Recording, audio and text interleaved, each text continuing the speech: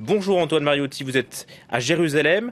Cet accord n'a pas plu aux alliés de Benyamin Netanyahou qui a annulé l'accord ce matin.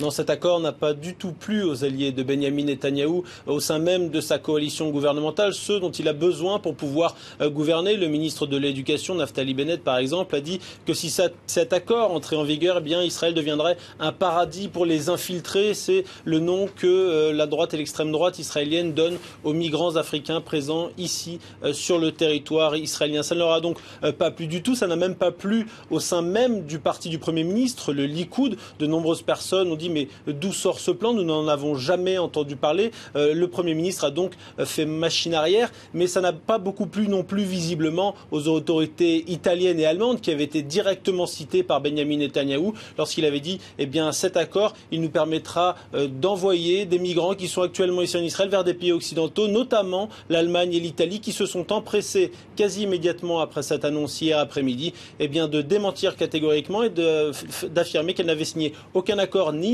avec le HCR, le Haut Commissariat aux réfugiés de l'ONU, ni avec le gouvernement israélien. Et c'est un sujet qui empoisonne la vie du gouvernement depuis plusieurs mois, Antoine.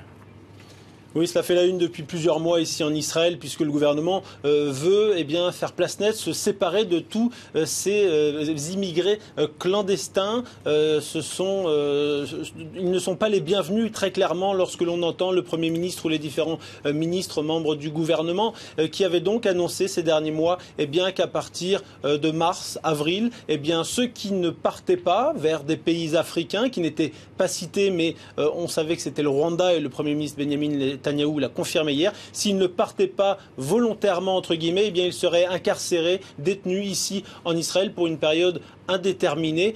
Finalement, Benyamin Netanyahou pensait avoir trouvé une porte de sortie avec cet accord conclu avec le HCR hier, mais il doit renoncer et le problème reste entier. Benyamin Netanyahou a affirmé qu'il était toujours plus que déterminé à se séparer de tous ces clandestins, alors que le HCR espère lui qu'Israël va faire machine arrière pour pouvoir avoir un accord similaire, un accord qu'il qualifie de gagnant-gagnant.